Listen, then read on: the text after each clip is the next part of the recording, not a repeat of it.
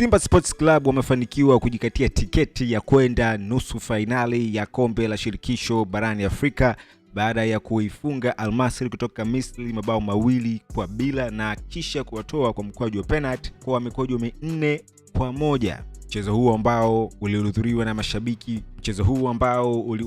na mashabiki wengi kutoka sehemu tofauti Tanzania ulionekana kuwa ni wakasi kipindi cha kwanza, kwa sababu dakika ya 22 Mpanzu alifunga bao la kwanza na dakika 32 Mukwala akatupia bao la pili. Umeona kipindi cha pili kulikuwa hakuna magoli, lakini dakika 75 aliingia Nouma akatoka Mohamed Hussein, na dakika 90 alitoka Francis Ngoma na kuingia Awesu.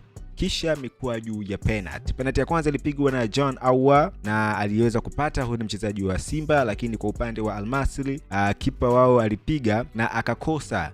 Kipa wao Galib alipiga na akakosa. Penalty ya pili ya Simba ilipigwa na Mukwala akafanikiwa kuishinda pia, lakini penalty ya pili kutoka kwa Al Masry nao pia walipata kutoka kwa Ben Yusuf. Penalty ya tatu Kip Dennis akaiweka ndani, na penalty ya tatu kwa upande wa Al Masry alipiga Amada, kipa akaweza kuitoa. Na penalty ya 4 kwa upande wa Simba ambayo ndio ilikuwa inawahakikishia tiketi ya kwenda nusu finali ilipigwa na Kapombe na akafanikiwa kuiweka kimiani, na Simba anafuzu hatua ya nusu finali kwa mara ya kwanza. Hii inakuwa ni historia kwa mpira wa miguu Tanzania, kwa mpira wa miguu East Africa, kwa timu kama hii kuweza kufuzu, na sasa hivi wana uwezo kwenda kukutana na Zamalek. So tusubiri tuweze kuona, kwa sababu mechi ya Zamalek bado haijachezwa, itachezwa baada ya masaa kadhaa. So after that tutajua kati ya mshindi ya South Africa au Zamalek nani atakutana na Simba Sports Club. Lakini kwa upande wa mnyama, yeye tayari ameshaweka kila kitu fresh kwa upande wake. Kwenye mchezo wa leo,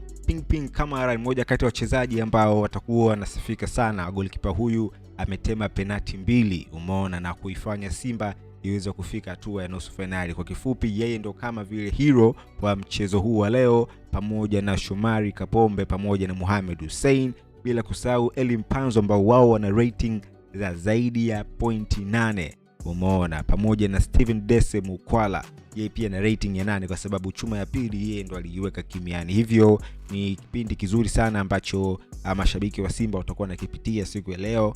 Ushindi wao huu ambao umekuwa kiuoto kwa muda mrefu sasa umefika, na tuweze kumuona Simba naye akifanya chochote, na kama ataweza kuleta heshima na kombe Tanzania, kombe la shirikisho CAF Confederation Cup.